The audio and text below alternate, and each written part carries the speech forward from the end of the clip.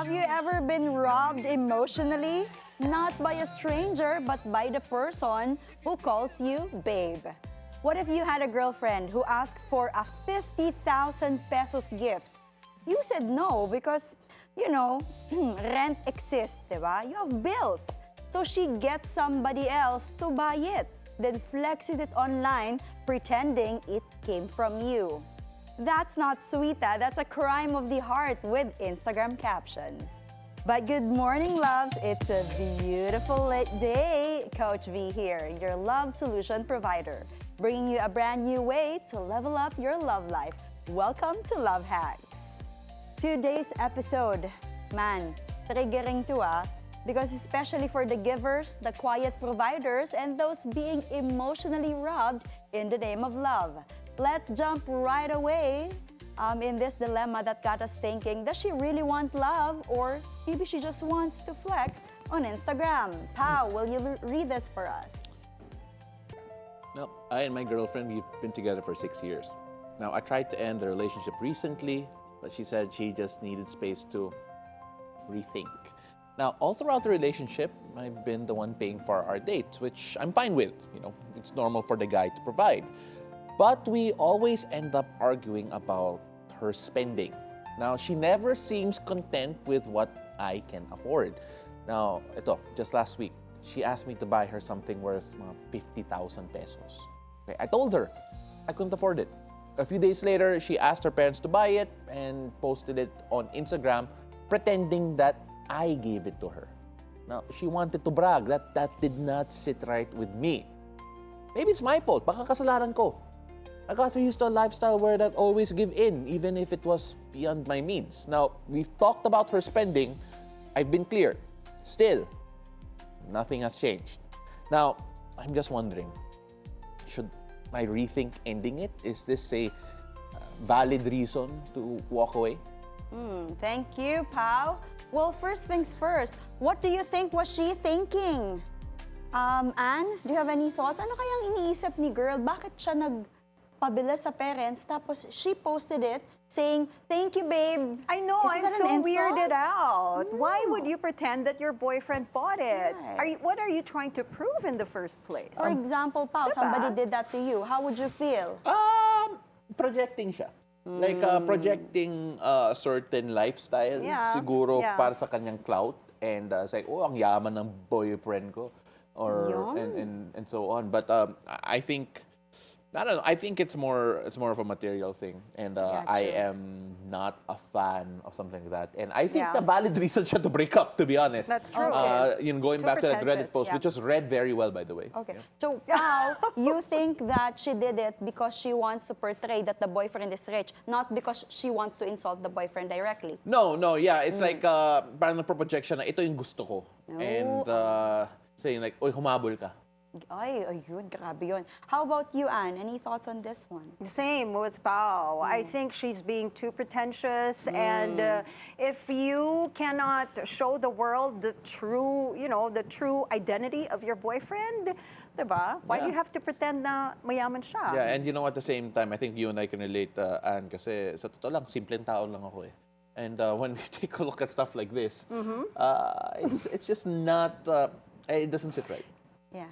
I wonder later kung if somebody asks Pao to buy a 50,000 gift, Oo if nga, I he's was gonna say gonna yes ask or no. you. Oh, we will know in a little while. But you know what, love? To me, it sounds like an emotional extortion through lifestyle inflation. But you know what? This isn't about money. It's about manipulated identity. Tama nga yung sabi ni Pao. She doesn't just want him. She wants the image of being spoiled. Psychologist Dr. Seth Mayer calls this status-seeking attachment style or SSAS. Ano ibig sabihin yan?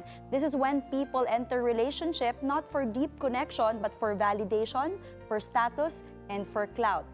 And this is where love is measured by luxury and commitment and is earned through currency.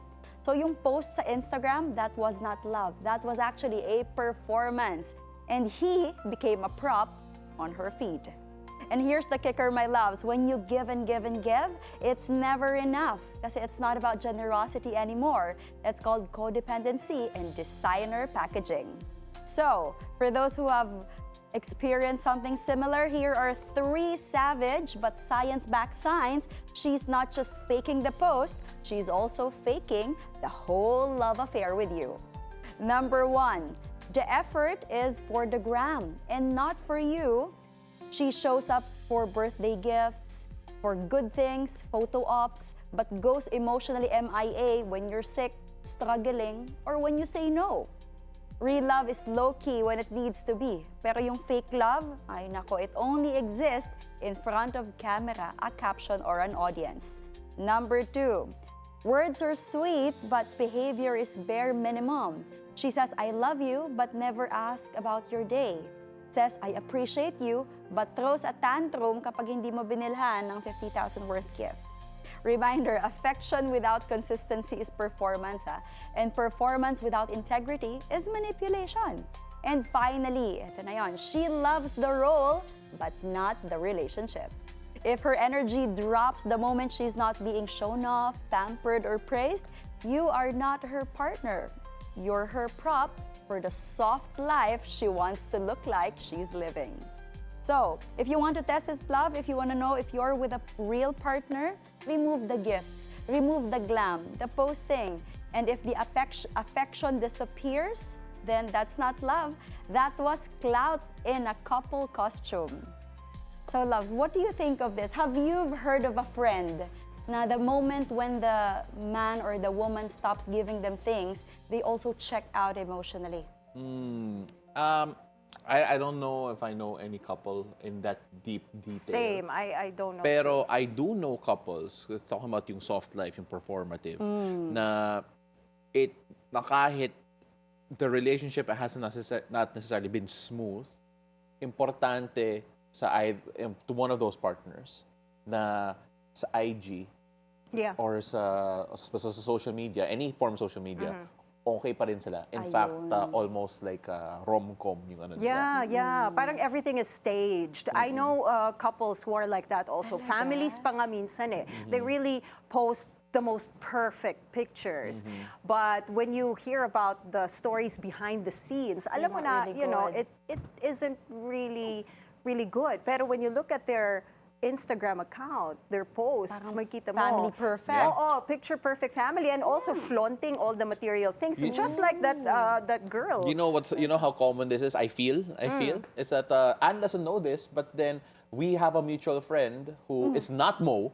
just to be clear, Let's be careful who is right there. not Mo, who actually had something similar. Yeah, I'll tell you about it later. Hindi Sige, pwede, sige. TV Ang dami tayo mga ngayon. behind the scenes revelations. Behind the scenes. Alright. Yeah. So yung question ni Kuya who sent this message, should I rethink my decision to end the relationship? Is my reason valid? Yes! Pao says yes. Anne says Yes. Yes. And you know what Coach V think? I'm just thinking like, why did it take 6 years, 50,000 pesos worth of lie, and a fake post for you to finally snap out of it? She didn't just ask for too much kasi she lied about it. She built a narrative where you were the rich, doting boyfriend while you were probably eating what? Lucky Me at home. Uy! Uy, masarap yun. Masarap naman talaga, pero what if on a budget, di ba? Mahal naman kasi ng hinihingi niyang gift. So, that's not a red flag. Para siyang carnival show. So, yes, maybe you spoiled her. But she knew what she was doing. Faking gift, it's not about being used to love. It's about being used to getting away with it. So, you're not harsh for walking away. Tama lang yan, kuya. You're just tired of being emotionally shoplifted. So, no love. Don't rethink the breakup. Rethink how you ever called that love in the first place. So if they have to fake the post, they probably fake their love too. Sorry, pero clout isn't commitment, and likes won't hold you at night. That's it for today, loves. This is Coach V giving you real talk about real love. Message Coach V at Dating Coach V on Instagram, and let's not just talk about love. Let's solve it. And by the way, thank you to Giselle Hote Amorado for today's Instagram worthy OOTD. See you again tomorrow here on It's a Beautiful Day. Love you.